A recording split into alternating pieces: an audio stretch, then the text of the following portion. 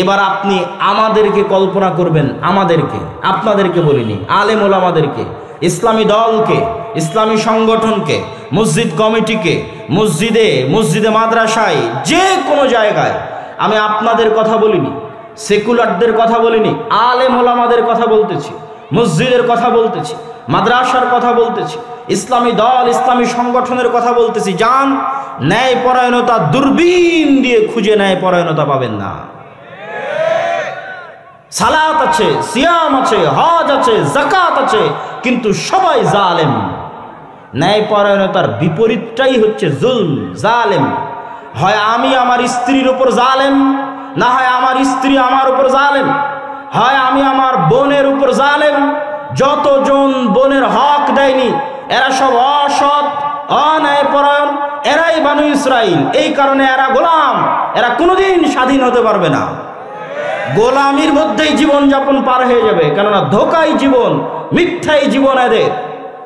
এরা হচ্ছে হয় আমি আমার স্ত্রীর উপর জালেম, না হয় বোনের উপর জালেম, না হয় পাড়া প্রতিবেশীর উপর জালেম, না হয় নিজ ভাইয়ের উপর জালেম, না হয় অধস্তন কর্মকর্তা কর্মচারীর উপর জালেম, না হয় ঊর্ধ্বতন কর্মকর্তা কর্মচারীকে ধোকা দিয়ে জালেম। পুরো মুসলিম উম্মাহ চোখ দিয়ে দেখলে আপনি হতবাক হয়ে যাবেন। সবাই সালাত আদায় করতেছে, মসজিদে যাচ্ছে, সিয়াম আছে, হজ করতেছে, কিন্তু আমি কোনোদিন বাংলাদেশে নির্বাচনের সময় থাকার সুযোগ হয়নি, সবসময় বিদেশে পড়াশোনার কারণে। এবার থাকার সুযোগ হয়েছিল। কত মানুষকে দেখলাম আসে গল্প করতেছে যে সব দলের কাছ থেকে, সব এমপি মন্ত্রীর কাছ থেকে তারা টাকা নিয়েছে এই ওয়াদা দিয়ে যে তাকে ভোট দিবে। আর কত পাতি নেতা, বড় নেতার কাছ থেকে টাকা নিয়েছে যে এত ভোট তাকে নিয়ে দিবে। কিন্তু সবাই মিথ্যুক, সবাই ধোঁকাবাজ। অথচ ওরা সবাই সালাত আদায় করতে যাচ্ছে, ওরা সবাই আবার মসজিদে এসে দান করতেছে, ওরা সবাই আবার ইসলামী সম্মেলন, ইসলামী জালসাতে অতিথি হিসেবে এসে দান করতেছে। তাহলে পুরো ধোঁকাবাজির নিজাম, মিথ্যার নিজাম, শঠতা মুনাফিকের নিজাম, এর মধ্যে বসবাস করে কেমনে আপনি কল্পনা করতে পারেন যে মুসলমানেরা স্বাধীন হবে, মুসলমানেরা গোলামি থেকে মুক্তি পাবে? ফ্রান্সের রাজধানী, ফ্রান্সের আইফেল টাওয়ারের রাজধানীতে অবস্থিত আইফেল টাওয়ারের পাশে রাত 12টার সময় যতজন বিড়িখোর আছে, জুয়াখোর আছে, মদখোর আছে, সবগুলো মুসলমান। আপনি ভারতের যে কোনো জেলা যেখানে মুসলমানের সংখ্যা বেশি আছে, আমি যখন ভারতে ছিলাম তখনকার কথা অনুযায়ী এখন পরিবর্তন হতেও পারে, সেই আদালতে গিয়ে দেখবেন চুরির মামলা, ডাকাতির মামলা, মদের মামলা, জুয়ার মামলা, সবচেয়ে বেশি মামলা 80%, 70% মামলা মুসলমানের নামে। মিথ্যা মামলা নয়, সত্য মামলা। এই জন্য আমি বলেছি যে আমরা হচ্ছি এই যুগের বানু ইসরাইল। এখন আগের প্রশ্নে চলে, দ্বিতীয় প্রশ্নে চলে যায় যে যেই বানু ইসরাইলদের ঘটনা শোনালাম, এরা তো নবীর সন্তান।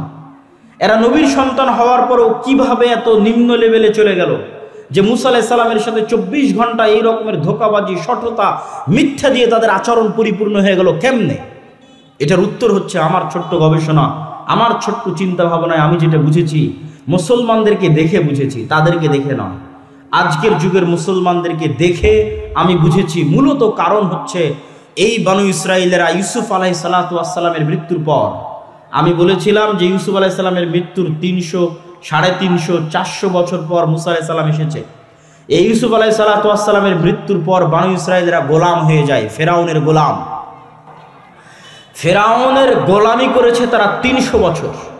আর যখন মানুষ গোলাম হয় তখন সেলফ রেসপেক্ট থাকে না, আত্মমর্যাদা থাকে না, আত্মসম্মান থাকে না।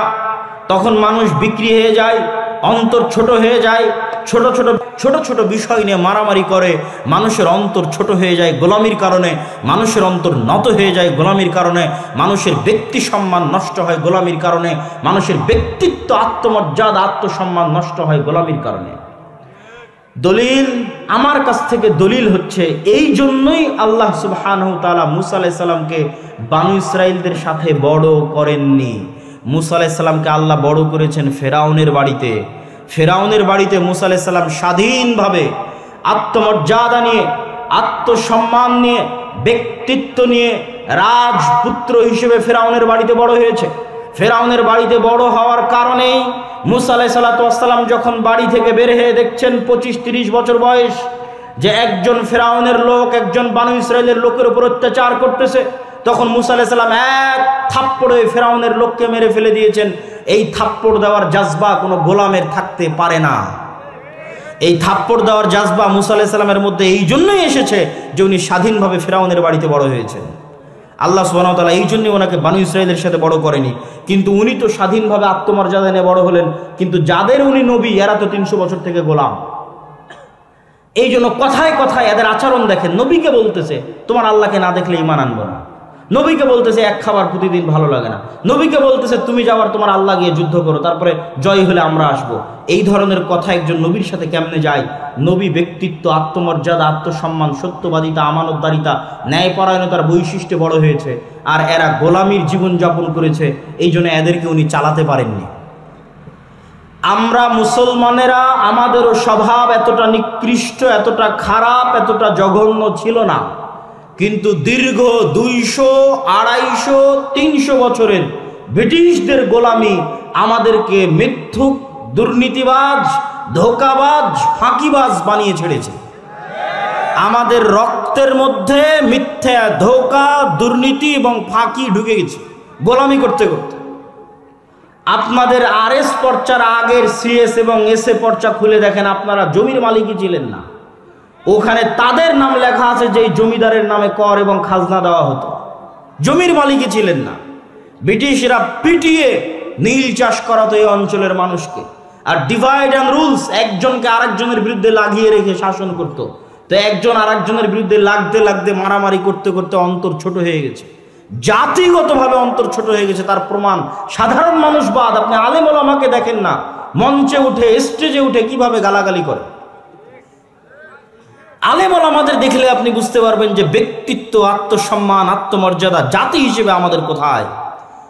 আপনি বলবেন এটা কি শুধু বাংলাদেশের মুসলমানদের অবস্থা? জি না, বাংলাদেশের মুসলমানদের চেয়ে ভয়াবহ, জঘন্য, নিকৃষ্ট অবস্থা আফ্রিকার মুসলমানদের। তারা আরো বেশি জঘন্য গোলামি করেছে ফ্রান্সের, ইতালির, স্পেনের। আপনি যান, গেলে দেখতে পাবেন কিভাবে তাদের জীবনের সাথে মিথ্যা, ধোঁকা, শঠতা, ফাঁকিবাজি মিশিয়ে আছে।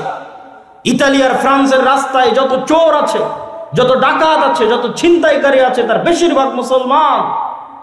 আল্লাহর কসম, তার বেশিরভাগ মুসলমান। কেন? ওদেরকে ফ্রান্স, ইতালি, স্পেন এমন ভাবে ওদেরকে শাসন করেছে, এমন ভাবে ওদেরকে গোলাম বানিয়ে রেখেছে যে ওদের স্বাভাবিক জন্মগত চরিত্র ধ্বংস হয়ে গেছে। আর আমরা যে আজকের যুগের বানু ইসরাইল, তার প্রমাণ, তার আর একটা প্রমাণ দিয়ে আমার বক্তব্য সামনের দিকে এগিয়ে যায়। ওই যুগের বানু ইসরাইলেরা যে গোলাম ছিল তার প্রমাণ আল্লাহ কোরআনে বলছে, ইযাববিহুনা আবনাকুম, তোমাদের ছেলে সন্তানদের ওদের চোখের সামনে ওদের ছেলে সন্তানদের জবাই করতে ফেরাউন। তাদের চোখের সামনে তাদের ছেলে সন্তানদের জবাই করতে ফেরাউন। আর আজকে কিসের আমার চোখের সামনে? আজকে সারা বিশ্বের চোখের সামনে মুসলমানদের জবাই করতেছে আজকের যুগের ফেরাউনেরা ফিলিস্তিনে, সারা বিশ্বের চোখের সামনে। এই একটাই প্রমাণ করে যে আপনি গোলাম, আমি গোলাম, আমরা কৃতদাস, গোলামের জীবন যাপন করছি। আমরা হচ্ছে এই যুগের বানু ইসরাইল, আর ওরা হচ্ছে এই যুগের ফেরাউন। আর আমাদের স্বভাব চরিত্রের কারণে আমাদের ভাগ্য বানু ইসরাইলের ভাগ্যের সাথে মিশে গেছে, গোলামি আমাদের ভাগ্যে লেখা হয়ে গেছে। আমাদেরকে সততা, ন্যায়পরায়ণতা, আমানতদারিতায় ফিরে যেতে হবে। এই জন্য আল্লামা ইকবাল বলেছেন, সাবাক ফিরসে পড় সাদাকাত কা, আদালত কা, শুজাআত কা, লিয়া জায়েগা তুঝসে কাম, দুনিয়া কি ইমামত কা। এই মুসলমানেরা, এই মুসলিম জাতি, এই মুসলিম উম্মাহ, আমি তোমাদেরকে বলছি, তোমাদের মধ্যে সালাত আছে, সিয়াম আছে, হজ আছে, যাকাত আছে। তোমাদের মধ্যে নাই সত্যবাদিতা, তোমাদের মধ্যে নাই আমানতদারিতা, তোমাদের মধ্যে নাই ন্যায়পরায়ণতা। তোমরা নতুন করে সত্য বলা শিখো, তোমরা নতুন করে আমানতদারিতা শিখো, তোমরা নতুন করে ন্যায়পরায়ণতা শিখো। আল্লাহ পুনরায় তোমাদেরকে দুনিয়ার নেতৃত্ব দিয়ে দিবে। এটা আল্লামা ইকবাল তার কবিতার মধ্যে লিখে গেছেন। উনি ধরতে পেরেছিলেন আজকের মুসলমানেরা কোন অবস্থায় আছে, কি সমস্যার মধ্যে আছে, সেটা তিনি ধরতে পেরেছিলেন। সম্মানিত উপস্থিতি, মুসলমানদের এই ভয়াবহ গোলামির চিত্র, ভয়াবহ দাসত্বের চিত্র আপনি যদি দূরবীন দিয়ে দেখতে চান, তাহলে একটি দৃশ্যই আপনার জন্য যথেষ্ট। যে মুসলমানেরা কিরকম গোলামি, কিরকম দাসত্বের মধ্যে নিমজ্জিত আছে। একটি চিত্র বলে আমার বক্তব্য সামনের দিকে এগিয়ে নিয়ে যাই। সারা বিশ্ব থেকে, শুধু বাংলাদেশ নয়, Bangladesh, Pakistan, Malaysia, Syria, Libya, Yemen, মিশর, আফ্রিকা, সারা বিশ্ব থেকে মুসলমানেরা অবৈধ উপায়ে ইউরোপ এবং আমেরিকা যাওয়ার জন্য, ইউরোপের কান্ট্রিগুলোতে যাওয়ার জন্য লিবিয়ার নদী বন্দর, সমুদ্র বন্দরে জমা হয়। এরা রোহিঙ্গাদের মতো করে বাতাস দিয়ে ফুলানো নৌকায় চড়ে, যেই নৌকাতে 300-400 জন আরোহী উঠে। এই 300-400 জন আরোহী নিয়ে নৌকা হয় ডুবে যাবে, আর না হয় ইউরোপ তাদেরকে ভিক্ষা দিবে শরণার্থী হিসেবে, যে আসো আমার দেশে থাকো, গোলামি করো, শরণার্থী হিসেবে ভিক্ষা দিবে। এরা আবার ওই দেশে গিয়ে কি করবে? আপনি ইউরোপে যতজন মুসলমান আছে, আমেরিকায় যতজন মুসলমান আছে, তাদের আমি ছোট করছি না, কখনোই না, কিন্তু মুসলমানদের সামাজিক অবস্থান দেখাচ্ছি। তাদের জিজ্ঞেস করবেন যে ইউরোপ আমেরিকায় মুসলমানেরা কি করে, মুসলমানেরা কয়জন ডাক্তার, কয়জন বিশ্ববিদ্যালয়ের প্রফেসর, কয়জন বিজ্ঞান ইনস্টিটিউটের মালিক, কয়জন ব্যবসায়িক কোম্পানির মালিক? না বেশিরভাগ মুসলমান ট্যাক্সি ড্রাইভার, বেশিরভাগ মুসলমান রেস্টুরেন্টের ওয়েটার, না বেশিরভাগ মুসলমান কেয়ার হোমের জব করে, না বেশিরভাগ মুসলমান সুপার শপের দোকানদারি করে? খোঁজ নিয়ে দেখবেন।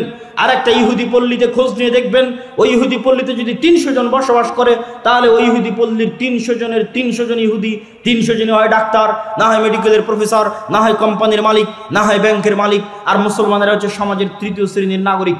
এই জন্য আমি বলেছি, ভারতের মুসলমানদের সাথে ইউরোপ আমেরিকার মুসলমানদের কোনো পার্থক্য নাই, এতটুকু যে ভারতের মুসলমানেরা নাগরিক অধিকার পায় না, মানবিক অধিকার পায় না।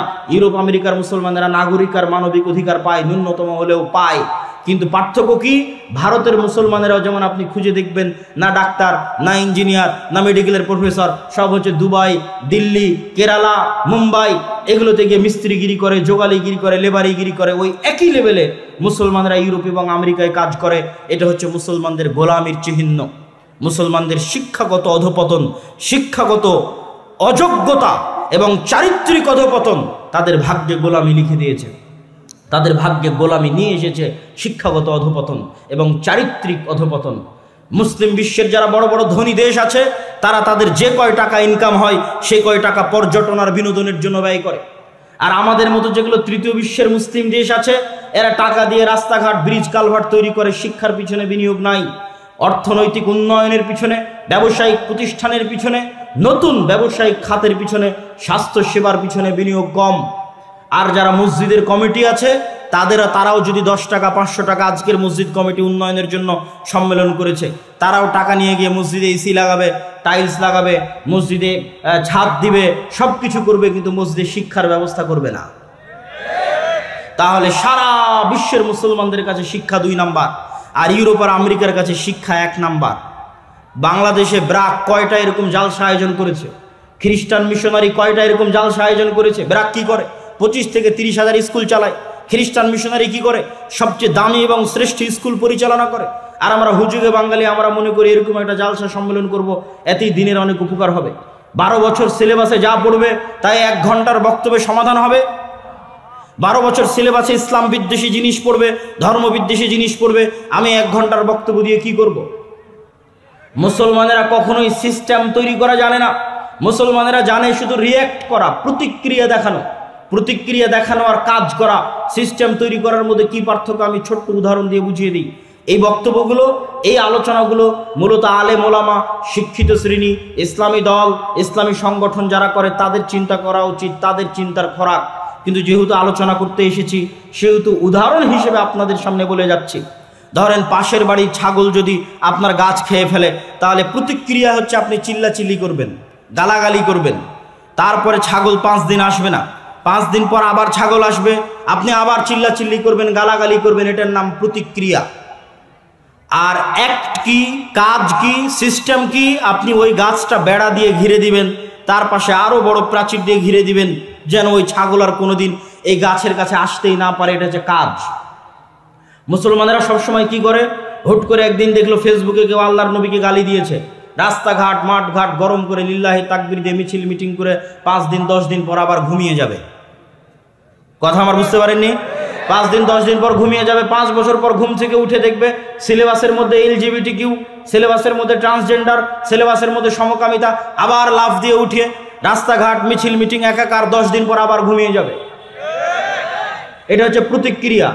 কিন্তু যেই সিলেবাসের মধ্যে এলজিবিটি ঢুকলো, এই সিলেবাস তো ভারতেরও নয়, রাশিয়ারও নয়, চীনেরও নয়, আমেরিকারও নয়, তো তোমার বাংলাদেশের সিলেবাস। তুমি ছিলা কোথায়? তুমি কোথায় ছিলা? তুমি শুধু ওরা ঘটাবে তখন তাকবীর দিবা, এই অপেক্ষায় ঘুমিয়ে আছো। কিন্তু তারা 100 বছরের দীর্ঘমেয়াদী পরিকল্পনা নিয়ে, 50 বছরের দীর্ঘমেয়াদী পরিকল্পনা নিয়ে কাজ করে যাচ্ছে। যখন একটা জিনিস বাইরে ভাইরাল হয়, তোমরা লাফ দিয়ে উঠে তাকবীর দাও, তখন ওরা বলে আচ্ছা ঠিক আছে, এবারের মতো নাও, আরো 5 বছর 3 বছর অপেক্ষা করো, নতুন সিস্টেমে এদেরকে খাওয়াবো, এরা তো আবার ঘুমিয়ে যাবে। তখন আবার প্রকাশ হবে, আবার আপনি লাফ দিয়ে গিয়ে তাকবীর দিবেন, মিছিল মিটিং করবেন, আবার ঘুমিয়ে যাবে। এভাবে কখনো হয় না। তারা দীর্ঘমেয়াদী পরিকল্পনা নিয়ে কাজ করে। এই জন্য মুসলমানদেরকে শিক্ষা নিয়ে, দীর্ঘমেয়াদী পরিকল্পনা নিয়ে, চারিত্রিক উন্নয়ন নিয়ে, সততা, ন্যায় পরায়ণতা, আমানতদারিতা নিয়ে এবং শিক্ষা নিয়ে ইত্যাদি নিয়ে দীর্ঘমেয়াদী কাজ করতে হবে। সিস্টেম তৈরির পিছনে কাজ করতে হবে। আর দাওয়া ইলাল্লাহ দেশব্যাপী মসজিদ ভিত্তিক দিন শিক্ষার যে কার্যক্রমের উদ্যোগ নিয়েছে, ওটা অতি নগণ্য, অতি ক্ষুদ্র উদ্যোগ। এটা আমি তাকবীর দিয়ে সমাবেশ করে, জনসমাবেশ তৈরি করে আপনাকে দেখাতে পারবো না যে কত লোক এটা অনুসরণ করতেছে বা মানতেছে। কেননা এটা দল নয় যে আপনাকে দেখাবো এখানে হাজার হাজার মানুষ। এটা শিক্ষার বিষয়। এটা সমাজে দীর্ঘমেয়াদী প্রভাব রাখবে, নীরবে বিপ্লব ঘটাবে, সমাজে নীরবে মানুষকে দিন শিখাবে, কোরআনের পাশাপাশি মৌলিক দিন শিখাবে। কিন্তু এটা চ্যালেঞ্জ। কেন? এটাকে কেউ দাওয়াতি কাজ মনে করে না। আমাদের যুবক সমাজ মনে করে দাওয়াতি কাজ মানে জালসা আয়োজন করতে হবে, দাওয়াতি কাজ মানে কোনো দলে যোগ দিয়ে পদ নিতে হবে, কোনো মিছিল মিটিংয়ে যুক্ত হতে হবে, তাকবীর দিতে হবে। তারা কখনই মনে করে না দাওয়াতি কাজ মানে শিক্ষা। তারা মনে করে মসজিদে মক্তব্য কমিটি চালাবে আর ইমাম চালাবে। জি না, এটাই দাওয়াতি কাজ। আপনার মাথায় যখনই মাথায় আসবে যে আপনি দাওয়াতি কাজ করবেন, তখন আপনার মাথায় যেন আগে শিক্ষা আসে যে অত্র অঞ্চলের সকল মুসলমানের সন্তান কোরআন শিখলো কিনা, আপনি নিজে কোরআন জানেন কিনা, অত্র অঞ্চলের সকল মুসলমানের সন্তান দিন শিখলো কিনা, আপনার কাছে নিজের কাছে দিনের মৌলিক জ্ঞান আছে কিনা।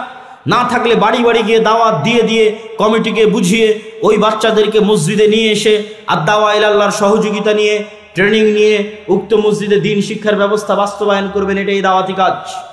এখন পর্যন্ত আমরা 3 ব্যাচে 100-র অধিক শিক্ষককে ট্রেনিং দিয়েছি। যে ট্রেনিংয়ে আসবে তার যাতায়াত খরচ জামিয়া সালাফিয়ার ওপর, দাওয়া ইলাল্লাহর ওপর। যে ট্রেনিংয়ে এসে থাকবে খাবে 10 দিন, ওই থাকা খাওয়ার খরচ জামিয়া সালাফিয়ার ওপর, দাওয়া ইলাল্লাহর ওপর। ট্রেনিং নিয়ে যখন ফিরে যাবে তখন 5 কপি 10 কপি করে সিলেবাসের বই তাদের কাছে বিনামূল্যে দেওয়া হবে। ওই বইয়ের বিনামূল্যে দেওয়ার খরচও জামিয়া সালাফিয়ার ওপর, দাওয়া ইলাল্লাহর ওপর। আর আমি খাকসার আব্দুল্লাহ বিন আব্দুর রাজ্জাক দেশ ও জাতির ভবিষ্যৎ প্রজন্মের সন্তানের শিক্ষার জন্য ওয়াকফ হিসেবে আছি। যেখানে ডাকবেন বিনা খরচে ফি সাবিলিল্লাহ সেই মসজিদে উপস্থিত হব, জাতির সাথে ওয়াদাবদ্ধ। কিন্তু টাকার বিনিময়ে জালসা থেকে জালসা করে বেড়াবো, এইটা কখনো দীর্ঘস্থায়ী টেকসই কাজ নয়। এটা হচ্ছে হুজুগে বাঙালি মেলার মতো। আগের যুগে যাত্রা হতো, এই যুগে মেলা, তার আগের যুগে মেলা হতো, আর এখন হয়তো আমরা তার আলট্রা ভার্সন, ইসলামিক ভার্সন তৈরি করেছি, জালসা সম্মেলন। তার মানে জালসা সম্মেলনে যে দিনের কাজ হয় না তা বলি না। জালসা সম্মেলনে 2টা দিক নির্দেশনা দেওয়া যায়, জালসা সম্মেলনে 2টা ইমান জাগানো কথা বলা যায়, কিন্তু জালসা সম্মেলনে শিখানো যায় না। ও 12 বছর সিলেবাসে যা শিখাবে আমি একদিনে 1 ঘন্টায় তা শিখাতে পারবো না। এর জন্য আপনাকে মসজিদে আসতে হবে, আমার ট্রেনিং প্রাপ্ত শিক্ষকের কাছে সিলেবাসের মাধ্যমে আপনাকে নিয়মিত শিখতে হবে। ও 12 বছরে ধর্মবিদ্বেষী যা শিখাবে তার আগেই অ্যান্টিবায়োটিক হিসেবে, ইঞ্জেকশন হিসেবে আপনার সন্তানের অন্তরে দিনের জ্ঞান, কোরআনের জ্ঞান বসিয়ে দেওয়া হবে, যেন শয়তান তাকে পথভ্রষ্ট করতে না পারে ইনশাআল্লাহ। কিন্তু আপনি যদি মসজিদ ভিত্তিক দিন শিক্ষা বাস্তবায়ন না করেন, তাহলে জেনে রাখবেন আপনার সন্তানকে, যে কোনো মুসলমানের সন্তানকে কোরআনের জ্ঞান না দিয়ে, মৌলিক দিনের জ্ঞান না দিয়ে বর্তমান যুগে স্কুলে পাঠানো সরাসরি শয়তানের কাছে পাঠানো। আর আমি যখনই শয়তানের কথা বলি, ইবলিসের কথা বলি, আল্লাহে আল্লাহর কসম, আল্লাহে আল্লাহর কসম, আল্লাহে আল্লাহর কসম, কাল্পনিক কোনো চরিত্রের কথা বলি না। যে ইবলিস পৃথিবীতে বাস করে, যে ইবলিস আদম আলাইহিসসালাতু ওয়াসসালামকে সিজদা করেনি, সরাসরি ওই ইবলিসের কথা বলি। আমি বক্তব্যে বলেছি শরীফ এবং শরীফার গল্প, ট্রান্সজেন্ডারের গল্প ইবলিস স্বয়ং নিজে লিখেছে। তো আমি যখন বলেছি ইবলিস নিজে লিখেছে, আল্লাহর কসম আমি এটা কাল্পনিক চরিত্র হিসেবে ব্যবহার করিনি। আমি সত্যি সত্যি ওই ইবলিস বুঝিয়েছি যে পৃথিবীতে বাস করে, ওই ইবলিস বুঝিয়েছি যে আদম আলাইহিসসালাতু ওয়াসসালামকে সিজদা করেনি সেই ইবলিস। এই ইবলিসের সবচেয়ে বড় এজেন্ডা হচ্ছে মানুষকে তার স্বাভাবিক মর্যাদা থেকে, স্বাভাবিক মান সম্মান থেকে নিচে নামিয়ে দেওয়া। তাহলে মানুষ যখন এই ধরনের জঘন্য, নিকৃষ্ট, পশু বৃত্তিতে লিপ্ত হয়ে যাবে, তখন ইবলিস খুশি হবে, ইবলিস শান্তি পাবে, ইবলিস আরাম পাবে। এই জন্য সারা পৃথিবীতে ইবলিস তার এই এজেন্ডা নিয়ে কাজ করতেছে। অতএব আপনি আপনার সন্তানকে দিন না শিখে স্কুলে পাঠালেন মানে ইবলিসের কাছে পাঠালেন। আর সেই দিন আরো ভয়াবহ হবে। কোন দিন ভয়াবহ হবে? আপনি জার্মানিতে খোঁজ নেন, ফ্রান্সে খোঁজ নেন, যে কোনো প্রবাসী ভাইয়ের কাছে, যে মুসলমানের সন্তান যদি স্কুলে যায় আর স্কুলে যদি তাকে সমকামিতা শেখানো হয়, আর বাবা যদি এই সমকামিতার প্রোটেস্ট করে, যেটা আমাদের দিনে হারাম, বা বাবা যদি সন্তানকে শাসন করার চেষ্টা করে, আর ওই সন্তান যদি স্কুলে গিয়ে শিক্ষককে বলে যে আমার স্কুলে যেটা শেখানো হচ্ছে বাবা তার বিরোধিতা করতেছে এবং আমাকে এটা করতে দিচ্ছে না বা মানতে দিচ্ছে না, সাথে সাথে গভর্নমেন্টের পক্ষ থেকে পুলিশের মাধ্যমে ওই সন্তানকে বাপ মা থেকে আলাদা করে দেওয়া হবে, সন্তানকে সেফ হোমে রাখা হবে। মাসে একদিন, বছরে একদিন সন্তানকে আপনি দেখতে পাবেন, সন্তানকে আপনি শিক্ষা দিতে পারবেন না। সন্তান জন্ম দিয়েছেন আপনি, সন্তানের পিছনে খরচ করছেন আপনি, খাওয়াচ্ছেন আপনি, কিন্তু সন্তানকে শিক্ষা দিবে, মানুষ করবে স্বয়ং ইবলিস নিজে। সেই ভয়াবহ দিন এখনো আসেনি।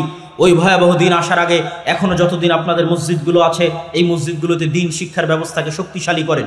মসজিদের চাইতে শক্তিশালী হতে হবে দিন শিক্ষার ব্যবস্থা। এমনও বহু মসজিদ গেছি আমাদের 157-58 মসজিদের সফরের মধ্যে, যেই মসজিদগুলোতে এসি আছে, টাইলস আছে, সব কিছু আছে, কিন্তু দিন শিক্ষা, কোরআন শিক্ষার ব্যবস্থা নাই। আবার জিজ্ঞেস করলে কমিটি বলে যে অর্থনৈতিক সমস্যা। তখন আমি কমিটিকে বলেছি আপনার এসি বিক্রি করলে 1 বছর মক্তব চলবে, আর আপনার এসি বিক্রি করা শেষ হয়ে গেলে মসজিদের দেওয়াল থেকে টাইলস খুলে বাজারে বিক্রি করবেন, ওইটা দিয়ে আর কিছুদিন মক্তব চলবে। টাইলস খুলে বিক্রি করা হয়ে গেলে যে ফ্যানগুলো লাগিয়ে রেখেছেন, এই ফ্যানগুলো খুলে বাজারে বিক্রি করবেন, আর কিছুদিন মক্তব চলবে। তারপরে যে মাইক আর ব্যাটারিটা আছে ওটাও খুলে বাজারে বিক্রি করে দিবেন, আর কিছুদিন মক্তব চলবে। তবুও আপনি মসজিদে যা লাগিয়েছেন তার চেয়ে শিক্ষা বেশি জরুরি। বিশ্বাস না হলে খ্রিস্টানদেরকে দেখেন, ইউরোপিয়ান এবং আমেরিকানদেরকে দেখেন, তারা আপনার মসজিদের দায়িত্ব নিলে 10 টাকা থাকলে 5 টাকা আগে শিক্ষায় ব্যয় করবে। এরা শিক্ষা জিনিসটা জানে, সিলেবাসের মূল্য জানে। এই জন্যই তো আপনার সিলেবাস পরিবর্তনের জন্য এত চেষ্টা তারা করতেছে। কেন করতেছে? যদি সিলেবাসের কোনো গুরুত্ব না থাকতো, শিক্ষার কোনো গুরুত্ব না থাকতো, তাহলে আপনার সিলেবাস পরিপূর্ণ ইসলামিক হতো। আর বেরাক আর খ্রিস্টান মিশনারিরা বড় বড় জালসা করে বেড়াতো। বুঝেননি মনে হয় যে আপনি বিশাল ইসলামিক সিলেবাস নিয়ে দেশ চালাবেন, আর বেরাক আর খ্রিস্টান মিশনারিরা বড় বড় জালসা করবে, তাহলে তাই হতো না? তো ওরা তো একটাও জালসা করে না, ওরা কিনে ব্যস্ত আছে সিলেবাস আর শিক্ষা, সিলেবাস আর শিক্ষা। তাহলে আপনি কি স্বর্ণের মসজিদ দিয়ে পানি খাবেন? স্বর্ণ দিয়ে মসজিদ বানিয়ে, স্বর্ণ দিয়ে মাদ্রাসার বিল্ডিং বানিয়ে, স্বর্ণ দিয়ে রাস্তাঘাট বানিয়ে ধুয়ে পানি খাবেন, যেখানে যেই মসজিদের আশেপাশে জুয়াখোর, মদখোর, গাঞ্জাখোর, Free Fire, PUBG, TikTok, reels ইত্যাদি নেশাগ্রস্ত যুব সমাজে পরিপূর্ণ হয়ে গেছে। এই মসজিদ বিরান পড়ে থাকবে। বিরান পড়ে থাকা মসজিদ দেখে এসেছে, আপনিও দেখতে পারেন। স্পেনের কর্ডোভা, গ্রানাডায় মুসলমানেরা 800 বছর শাসন করেছে। কর্ডোভার জামে মসজিদে এক ছাদের নিচে, এক ফ্লোরে 70,000 মুসলমান মুসল্লি সালাত আদায় করতে পারবে। সেই কর্ডোভার জামে মসজিদ আজ পৃথিবীর সবচেয়ে বড় গির্জা। বাহির থেকে দেখলে দেখবেন মিনার আছে, কারুকাজ আছে, ডিজাইন আছে, মেহরাব আছে, মনে হচ্ছে এখনই আজান দিবে আর এখনই সালাত হবে। ভেতরে ঢুকে দেখবেন মারিয়াম আলাইহিস সালাতু ওয়াস সালাম আর ঈসা আলাইহিস সালাতু ওয়াস সালামের মূর্তিতে পরিপূর্ণ হয়ে আছে। বলেন নাউজুবিল্লাহ। তো মসজিদ তো বিরান পড়ে আছে। এরকম মসজিদ বিরান পড়ে থাকবে যদি আপনি শিক্ষার ব্যবস্থা না করেন। সম্মানিত উপস্থিতি, আমি আমার বক্তব্য দীর্ঘায়িত করতে চাই না, তবে যতটুকু আপনাদেরকে বলে যাচ্ছে এতটুকু নিয়ে যদি কাজ করেন, অন্তত সত্য বলা যদি শিখেন, মিথ্যা থেকে যদি তওবা করেন, যার জীবনে কোনোদিন মিথ্যা বলবেন না। আমি আমার ব্যক্তিগত অভিজ্ঞতা বলি, আমার ছেলে মোহাম্মদ, আমি আগে মনে করতাম ইউরোপ ঘোরার আগে বা ইংল্যান্ড ঘোরার আগে যে তাদেরকে সালাত, সিয়াম, হজ, যাকাত এগুলো শিখাতে হবে। সালাত, সিয়াম জরুরি, কিন্তু এখন আমি মনে করি আগে শিখাতে হবে সত্য বলা, আগে শিখাতে হবে ন্যায় পরায়ণতা, আগে শিখাতে হবে আমানতদারিতা। কেননা আমার নবী মুহাম্মদ সাল্লাল্লাহু আলাইহি ওয়াসাল্লাম নবী হওয়ার আগে জন্মগত সত্যবাদী ছিলেন, নবী হওয়ার আগে জন্মগত আমানতদার ছিলেন, নবী হওয়ার আগে জন্মগত ন্যায়পরায়ণ ছিলেন। আর আমাদের কাছে সালাত, সিয়াম, হজ, যাকাত আছে, কিন্তু মাদ্রাসা, মসজিদ, দল, সংগঠন কোথাও ন্যায়পরায়ণতা নাই, আমানতদারিতা নাই, সত্যবাদিতা নাই, সততা নাই। এই জন্য এই সালাত, এই সিয়াম, এই হজ, এই যাকাত কাজে আসবে না, আসবে না, আসবে না। আমাদের কাছে এই মাইক আছে, শত শত ক্যামেরা আছে। আপনি সেই মোহাম্মদ যিনি অসহায়, দুস্থ, দরিদ্র মানুষের বিপদগ্রস্ত মানুষের পাশে দাঁড়ান। আপনি সেই নবী, সেই মানুষ, সেই মোহাম্মদ যিনি তাহমিলুল কাল। মানুষের যদি বোঝা ভারী হয়, ঋণের বোঝা ভারী হয়, যাত্রাপথে মানুষের বোঝা ভারী হয়, তাহলে সেটা আপনি উঠিয়ে দেন। এই বৈশিষ্ট্যগুলো যখন আমার নবীর মধ্যে আছে, তখনও সালাত আসেনি, সিয়াম আসেনি, হজ আসেনি, জাকাত আসেনি। এই বৈশিষ্ট্যের কারণে, এই ব্যক্তিত্বের কারণে, এই আমানতদারিতার কারণে, এই সততার কারণে, এই ন্যায়পরায়ণতার কারণে আল্লাহর নবী এবং তার সাহাবীরা যেখানে গেছে, এই ন্যায়পরায়ণতা দেখে, সততা দেখে, আমানতদারিতা দেখে, চারিত্রিক উন্নতি দেখে মানুষ দলে দলে ইসলাম গ্রহণ করেছে। আর আমাদের কাছে সবই আছে, কিন্তু মুহাম্মদ সাল্লাল্লাহু আলাইহি ওয়াসাল্লামের ওই চরিত্র নাই, ওই সততা নাই, ওই আমানতদারিতা নাই, ওই ন্যায়পরায়ণতা নাই, আর ওই শিক্ষার ব্যবস্থা নাই। যেই শিক্ষার ব্যবস্থা আমরা হারিয়ে ফেলেছি, যেই শিক্ষা আমাদের কাছে গুরুত্বহীন হয়ে গেছে, সারা বিশ্বের মুসলমানের কাছে গুরুত্বহীন হয়ে গেছে। অতএব আমি আপনাদের কাছে উদাত্ত আহ্বান জানাবো, আমার বক্তব্য শেষ করার আগে দুইটা দাওয়াত আপনারা নিয়ে যাবেন। এক, আল জামিয়া সালাফিয়া রূপগঞ্জ নারায়ণগঞ্জ 50 থেকে 60 বিঘা জমির উপর এখন অবস্থান করছে। ভবিষ্যৎ পরিকল্পনা 100 বিঘা জমির উপর একটি আন্তর্জাতিক মানের ইসলামী বিশ্ববিদ্যালয় সহ আরও বহু মেগা প্রকল্প এখানে বাস্তবায়ন হবে, যদি আল্লাহ সুবহানাহু ওয়া তাআলা কবুল করে। বলেন আল্লাহুম্মা আমিন। সেখানে 7 ও 8ই মার্চ দেশ এবং বিদেশ, সৌদি আরব, ভারত এবং বাংলাদেশ 3 দেশের আলেম ওলামা উপস্থিত থাকবে। উক্ত অনুষ্ঠানে আপনাদের স্বতঃস্ফূর্ত অংশগ্রহণের আহ্বান জানাচ্ছি। বলেন ইনশাআল্লাহ। পাশাপাশি আদ-দাওয়া ইলাল্লাহর অধীনে মক্তব পরিচালনা করা, এটা উন্মুক্ত, সবার জন্য উন্মুক্ত। আমাদের এখনও 1000 আবেদন আছে। যেখান থেকে আবেদন হচ্ছে, হতাশার কিছু নাই। যদি 160টা মসজিদে যেতে পারি, তাহলে বাকি 1000 মসজিদেও যেতে পারবো ইনশাআল্লাহ। আপনিও আমাদের কাছে আমাদের গুগল ফর্ম লিঙ্ক পূরণ করে আবেদন জানিয়ে রাখতে পারেন। পাশাপাশি আপনার শিক্ষককে ট্রেনিংয়ে পাঠিয়ে মসজিদের মক্তব শিক্ষাকে উন্নত করতে পারেন। আমাদের কাছে কোরআনের পাশাপাশি দিন শিক্ষা দুইটা মিলে সুন্দর সিলেবাস আছে, সুন্দর ট্রেনিংয়ের ব্যবস্থা আছে, মক্তবের ম্যানেজমেন্ট সিস্টেম আছে। এটা নিয়েই আমি কাজ করতেছি, এটাই আমার ধ্যান জ্ঞান। এটাকে আমি যুদ্ধ হিসেবে নিয়েছি, সংগ্রাম হিসেবে নিয়েছি। কার বিরুদ্ধে বলেন তো? জোরে বলেন, কার বিরুদ্ধে? কাল্পনিক না বাস্তবে? বাস্তবে ইবলিসের বিরুদ্ধে, বাস্তবে শয়তানের বিরুদ্ধে যুদ্ধ হিসেবে গ্রহণ করে মসজিদ ভিত্তিক দিন শিক্ষা, মসজিদ ভিত্তিক কোরআন শিক্ষার এই কার্যক্রমকে সামনের দিকে এগিয়ে নিয়ে যাবেন। আর আপনাদের কাছে আজকে স্টেজে আমি জানি না কি ধরনের বই পুস্তক আছে, তারপরে ফিকহুস সালাফ, আহলুল হাদিসদের ফিকা আছে কি নাই, এই মর্মে মানুষেরা অভিযোগ করে যে সালাফিরা ফিকা মানে না, আহলে হাদিসেরা ফিকা মানে না। এই বইটাকে মূল্যায়ন করবেন। ভারতের বিখ্যাত আলেম নওয়াব সিদ্দিক হাসান খান ভূপালী রাহিমাহুল্লাহ কর্তৃক রচিত এবং ইমাম নাসিরউদ্দিন আলবানী রাহিমাহুল্লাহ কর্তৃক পরামর্শ প্রদানকৃত এই গ্রন্থ। পাশাপাশি আমাদের যে বই পুস্তকগুলো রয়েছে, মাসিক আল ইতিসাম সহ সকল বই আপনারা স্টেজে পাবেন। আমি এখন আপনাদের কিছু প্রশ্ন উত্তর আছে, এই প্রশ্ন উত্তরগুলো দিয়ে রাত দীর্ঘ করতে চাই না, এই জন্য যতটুকু প্রয়োজন ততটুকু আমি আপনাদের সামনে আলোচনা পেশ করলাম। আপনাদের প্রশ্ন উত্তরের মাধ্যমে, বৈঠক শেষের দোয়ার মাধ্যমে আপনাদের আজকের অনুষ্ঠান শেষ হবে ইনশাল্লাহ। আমি একজন প্রকৃত মুসলিম। আমার প্রশ্ন হচ্ছে, অনেক মুসলমান ইসরায়েলের পণ্য বয়কট করেনি, তাদের ভিতরে কি ঈমান বলতে কিছু আছে? উত্তর হচ্ছে, আপনার প্রশ্নের উত্তর হচ্ছে, কোনো মুসলমান যদি ইসরায়েলের পণ্য এই আশায়, এই নিয়তে কিনে যে ইসরায়েলকে সহযোগিতা করবে, তাহলে সে কাফের হয়ে যাবে। আর যদি ইসরায়েলকে সহযোগিতার আশা নয়, জানে না, অতটা সচেতন নয়, ভুলে ক্রয় করছে, তাহলে তার বিষয়ে কিছু বলার নেই। আল্লাহ সুবহানাহু ওয়া তাআলা তাকে সংশোধন হওয়ার এবং হেদায়েত হওয়ার তৌফিক দান করুন। সহযোগিতার অর্থে ইসরায়েলকে মুসলমানদের হত্যার সহযোগিতার অর্থে কোনো সহযোগিতা করা যাবে না।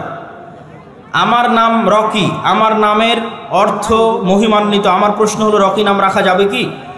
রকি অর্থ মহিমান্বিত, এটা আপনি কিভাবে জানলেন? আমার তো জানা নাই। পবিত্র কোরআন ও সহিহ হাদিস অনুসারে 5 ওয়াক্ত সালাত জুমা সহ আদায় করার জন্য এবং মসজিদ সকল কার্যক্রম পরিচালনার উদ্দেশ্যে আমি মসজিদ নির্মাণ করার জন্য গ্রামে জমি দান করেছি, কিন্তু সে মসজিদে জুমার সালাত 2 আজানে আদায় করা হয়। 5 ওয়াক্ত সালাত আউয়াল ওয়াক্তে আজান আনতে আদায় করা হয় না। এমত অবস্থায় জমি দানের জন্য কোরআন সুন্নাহ অনুসারে আমি কোনো নেকি আছে কিনা জানতে চাই। আপনি অবশ্যই নেকি পাবেন, তবে তাদের আমলকে সংশোধনের চেষ্টা করতে হবে। তারা আউয়াল ওয়াক্তে সালাত আদায় করতেছে না, এই তার অর্থ এই নয় যে তাদের সালাত বাতিল হয়ে যাচ্ছে। আউয়াল ওয়াক্তে সালাত আদায় করলে নেকি বেশি, তবে ওয়াক্ত যতক্ষণ আছে ততক্ষণের মধ্যে সালাত আদায় করা যাবে, তবে আউয়াল ওয়াক্তে সালাত আদায় করা জরুরি। অতএব তাদের সালাত বাতিল হচ্ছে না, আপনি নেকি পাবেন ইনশাআল্লাহ, তবে সংশোধনের চেষ্টা করতে হবে। সহজভাবে বলবেন, আমার রাগ কমাবো কিভাবে? রাগ কমানোর দোয়া আছে কি? রাসূল সাল্লাল্লাহু আলাইহি ওয়াসাল্লাম শিখিয়ে দিয়েছেন, রাগ শয়তানের পক্ষ থেকে আসে। আউযু বিল্লাহি মিনাশ শাইতানির রাজিম বলতে বলেছেন, ওযু করতে বলেছেন, বসতে বলেছেন, বসাতেও রাগ না কমলে শোয়ার জন্য বলেছেন। অতএব রাগ কমার দোয়া আউযু বিল্লাহি মিনাশ শাইতানির রাজিম। রাগ হলে করণীয় বসে যাওয়া, বসায় বন্ধ না হলে শোয়া, তাতে বন্ধ না হলে ওযু করা। জনাব, তাগুত বর্জন করা ফরজ। তাহলে তাগুত কিভাবে বর্জন করব? তাগুত হচ্ছে শিরক, আল্লাহর বিরুদ্ধে শিরকি হচ্ছে প্রকৃত তাগুত। শিরক বর্জন করাই হচ্ছে তাগুত বর্জন করা, আর তাওহীদ অনুসরণ করাই হচ্ছে তাগুত বর্জন করা। বর্তমান সময়ে বেশিরভাগ মানুষ সামাজিক যোগাযোগ মাধ্যমে দোয়া চায় আল্লাহর কাছে। এটা কি জায়েজ? যে কোনো অবস্থায়, যে কোনো জায়গায়, যে কোনো মাধ্যম ব্যবহার করে দোয়া চাওয়া যাবে। চিঠিতে দোয়া চাওয়া যেমন, সামাজিক যোগাযোগ মাধ্যম ফেসবুকে দোয়া চাওয়া তেমন। আগের যুগের সালাফে সালেহিনরা চিঠি লিখলে চিঠিতে দোয়া করতেন। আমাদের নবী স্বয়ং চিঠির মধ্যে লিখেছেন আসসালামু আলা মানিত্তাবা আল হুদা, এটাও একটা দোয়া। শায়েখ বিয়ের ব্যাপারে একটা ছেলের মাঝে কি কি বৈশিষ্ট্য থাকলে বুঝতে পারবো যে সে আসলে প্রকৃত দিনদার? শুধু ছেলে নয়, ছেলে মেয়ে উভয়ের ক্ষেত্রে আপনাদেরকে একটা নাসিহা করে যাই, যে আপনারা যদি মনে করেন দিনদার মেয়ে পাত্রী হিসেবে নিবেন, আপনারা যদি মনে করেন দিনদার ছেলে পাত্র হিসেবে নেবেন, তাহলে আপনাদের জন্য নাসিহা হচ্ছে, মাদ্রাসার ছাত্রী হিসেবে, বোরখা হিসেবে, পর্দা হিসেবে কখনোই দিনদার বাছাই করবেন না। আবারও বলি, মেয়েদের দিনদারিতা দেখার জন্য কখনোই মাদ্রাসার ছাত্র, কোরআনের হাফেজ, দাওরা পাশ এবং পর্দা দেখবেন না। কি দেখবেন? মেয়েদের দিনদারিতা দেখার জন্য মেয়ের মাকে দেখবেন, মেয়ের খালাকে দেখবেন, মেয়ের ফুফুকে দেখবেন। মেয়ের মা, খালা, ফুফু যদি নরম আচরণ, ভদ্র ব্যবহার, শালীনতার মধ্যে থাকে, সংসার টিকে আছে, তাদের নামে কোনো দুর্নাম নাই, তাহলে মেয়ে জেনারেল লাইনে হলেও দিনদারিতা। আর যদি মেয়ের মা, খালা, ফুফু তাদের মধ্যে অশালীন আচরণ লক্ষ্য করা যায়, বেহায়াপনা, বেলেল্লাপনা লক্ষ্য করা যায়, তাহলে মেয়ে মহিলা মাদ্রাসায় পড়লেও, কোরআনের হাফেজ হলেও, তাহলে সেটা আপনার জন্য সৎ এবং দিনদার পাত্রী হিসেবে নাও হতে পারে। আমি একজন একই অবস্থা ছেলেদের, ছেলের মধ্যে সৎকে, যার বাবা সৎ, যার দাদা সৎ, যার চাচা সৎ, যার আত্মীয় স্বজন সৎ, সে সৎ। মাদ্রাসায় পড়লো কি, আলেম হলো কি, এটা দেখে লাভ নাই। ছেলের বাবা কেমন, ছেলের দাদা কেমন ছিল, এটা দেখলেই যথেষ্ট। আমি একজন ব্যবসায়ী, আমার প্রশ্ন হলো, আমি অনেক সময় মাছ ধরেন 800 টাকা কিনি, এখান থেকে ভালো মন্দ বিবেচনা করে একটি 950, অন্যটি 800 বা 750 বিক্রি করতেছি। এটি কতটুকু ইসলামের সাথে যাচ্ছে? আপনি যতক্ষণ মিথ্যা না বলতেছেন ততক্ষণ ব্যবসায় লাভ করা হালাল, জায়েজ, যতক্ষণ মিথ্যা না বলতেছেন। লাভের মার্জিন কেমন হবে? লাভের মার্জিন আল্লাহর নবীর আদেশ অনুযায়ী, সাহাবীদের বৈশিষ্ট্য অনুযায়ী, কম লাভ বেশি বিক্রি, দ্রুত এবং দীর্ঘমেয়াদে ধনী হওয়ার উপায়। কম লাভ বেশি বিক্রি। একজন একটা বিক্রি করে 500 টাকা ইনকাম করবে, আপনি 500টা বিক্রি করবেন 1 টাকা করে লাভ নিয়ে, আপনিও 500 টাকা ইনকাম করবেন, আপনি বড় ধনী হবেন ইনশাল্লাহ, একদিন অনেক বড় ধনী হবেন। আর যদি একটা মালই বিক্রি করে 500 টাকা ইনকাম করতে চান, ধনী হতে পারবেন না। প্রিয় শায়েখ, আমার কোনো আত্মীয় যদি সুদ খায়, তাহলে কি তার বাসায় দাওয়াত খাওয়া যাবে? যদি তার পরিপূর্ণ ইনকামই হারাম সুদের উপর হয়, তাহলে তার বাসা দাওয়াত থেকে বিরত থাকতে হবে। আর যদি কোনো প্রশ্ন না থাকে, আমরা বৈঠক শেষের দোয়া পড়তে পারি নাকি? মেহেদি ভাই, বৈঠক শেষের দোয়া পড়ি, বৈঠক শেষের দোয়া পড়ে নি? জি বলেন, সুবহানাকা আল্লাহুম্মা ওয়া বিহামদিকা।